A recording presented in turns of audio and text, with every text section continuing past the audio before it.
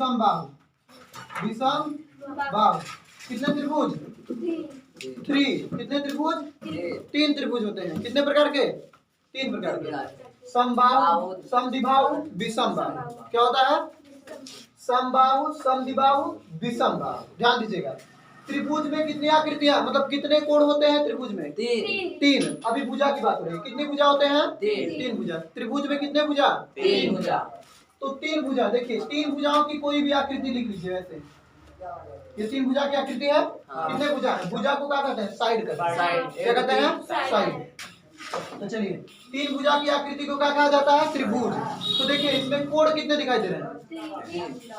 मान लीजिए A B C. देखिए एक कोण ये, एक कोण ये और एक कोण ये। तो कितने कोण हो गए? 3 कोण। तो जरूरी नहीं है कि ये इनका भुजा बराबर हो या कोण बराबर हो। देखिए त्रिभुज को आपको त्रिभुज का परिचय कक्षा 6, कक्षा 7, कक्षा 8 इस सब में परिचय के बारे में पढ़ाया जाता है। बाकी कक्षा 9 और 10 में आप लोगों को उसके बारे में पढ़ाया जाता है कि उसको सॉल्व कैसे किया जाता है। समझ गए ना आप लोग? तो देखिए आप लोगों को इसको पढ़ाया गया था पिछले, तो अब आप लोगों को ये समझ में आ जाना चाहिए था इसके पहले में कि आप लोगों को समझ में आ जाना चाहिए था कि त्रिभुज में जो होता है इसमें 3 कोण होते हैं और तीनों कोण बराबर भी हो सकते हैं और भिन्न भी हो सकते हैं और तीनों एकदम भिन्न हो सकते हैं। समझ गए ना? जैसे 2 बराबर हो सकते हैं, एक भिन्न हो सकता है, तीनों भिन्न हो सकते हैं, तीनों बराबर हो सकते हैं। ठीक है ना? ये डिपेंड नहीं करता कि त्रिभुज है तो तीनों भुजा बराबर। समझ गए ना आप लोग? तो त्रिभुज को पहले पढ़ाया गया था। आप लोग को परिचय हो जाना चाहिए था 2 साल 3 साल पहले कि त्रिभुज जो होते हैं 2-3 प्रकार के होते हैं। एक समबाहु, एक समद्विबाहु, एक विषम बाहु। समझ गए आप लोग? तो कितने त्रिभुज? 3। समबाहु, समद्विबाहु, विषम बाहु। तो समबाहु किसे कहते हैं? थोड़ा सा लिखवा देते हैं। देखिए जिसकी नहीं जिसकी तीनों भुजा क्या हो? बराबर। तीनों भुजा, तीनों साइड इक्वल, तीनों भुजा बराबर। कितना हो? तीनों भुजा बराबर। समद्विबाहु जिसकी 2 भुजा क्या? जिसकी 2 भुजा बराबर। हाँ 2 भुजा बराबर परंतु एक भुजा मालूम नहीं, भिन्न। परंतु एक भुजा भिन्न, परंतु एक भुजा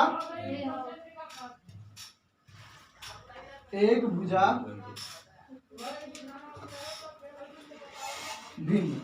क्या हो? भिन्न। सम विषम बाहु जिसको तीनों भुजा भिन्न। तीनों भिन्न। क्या? तीनों भिन्न। उतारिए इसको। तीनों भिन्न उतारिए। तो त्रिभुज जो होते हैं किसको कहते हैं? त्रिभुज। 3 भुजा की आकृति को त्रिभुज कहते हैं। क्या कहते हैं? 3 भुजा की आकृति को त्रिभुज। हाँ कितने प्रकार के त्रिभुज? 3। कौन कौन से? समबाहु, समद्विबाहु, विषम बाहु। ठीक है ना? तो समबाहु जिसकी तीनों भुजा बराबर, समद्विबाहु 2 भुजा बराबर परंतु एक भुजा भिन्न, विषम बाहु तीनों भिन्न। समझ गए ना आप लोग? उतारिए इसको। चलिए ध्यान से देखिए आप लोग। ये मान लीजिए त्रिभुज हो गया। मान लीजिए ए बी सी। तो त्रिभुज में कितने कोण होते हैं? 3। तो तीनों कोणों का योग सदैव 180 अंश आना चाहिए, अन्यथा आकृति क्या है आपकी? गलत है। मतलब कोण क्या है? गलत है। ठीक है ना? तो तीनों अंतः कोणों का योगफल कितना होना चाहिए? त्रिभुज के अंतः कोणों का योगफल कितना होना चाहिए? और चतुर्भुज के अंतः कोणों का योगफल 360। कितने? 360। चलिए क्या पढ़ेंगे? समरूप आकृति। क्या पढ़ेंगे? चलिए समरूप आकृति के बारे में ध्यान दीजिएगा। समरूप आकृतियां।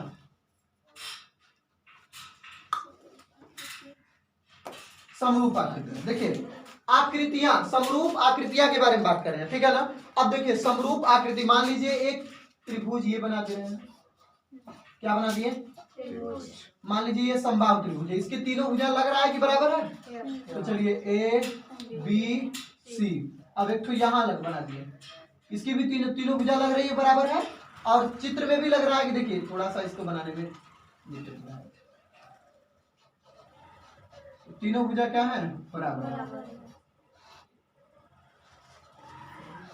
ए बी सी, इसको ए बी सी मत मानिए, पी क्यू और इसको आर मान लीजिए।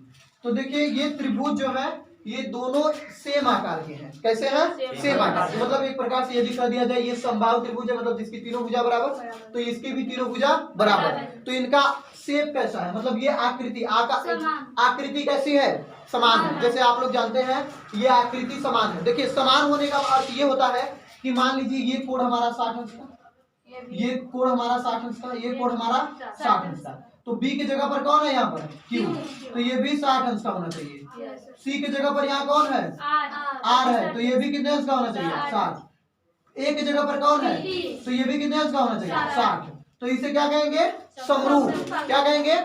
समरूप आकृति। क्या कहेंगे? समरूप आकृति। अब बताइए जैसे मान लीजिए हम हैं, ठीक है ना, तो हमारे आकार का कोई लड़का हो जाए, ठीक है ना, मान लीजिए हमसे थोड़ा बड़ा हो जाए या हमसे थोड़ा छोटा हो जाए, हमारे चेहरा का रहे, ठीक है ना, तो उसको क्या कर सकते हैं आप कि बिल्कुल सर जी जैसे लगते हैं, कहेंगे कि नहीं आप लोग? तो जैसा लगना मतलब समरूप लगना। क्या होना है? समरूप। अब आप लोग कक्षा 9वीं क्लास में पढ़े होंगे सर्वांग समता। क्या पढ़े हैं? सर्वांग समता। देखिए इसकी जो है आकृति, क्या एक होता है आकृति, आकृति क्या है?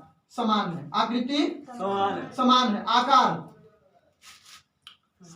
का मतलब क्या होता है? देखिए आकार, साइज, जिसको क्या कहते हैं? साइज। साइज किससे साइज नापी जाती है ना, और आकृति नापी जाती है? बताइए नहीं ना, आप लोग आकृति नहीं नापते होंगे। तो आकृति इसको क्या कहते हैं अंग्रेजी में? शेप। क्या कहते हैं जी? शेप। तो शेप माने आकृति होता है। तो शेप आप लोग, आकृति किसी की नापा नहीं जाता। आकृति क्या होती है? नापी नहीं जाती, बल्कि साइज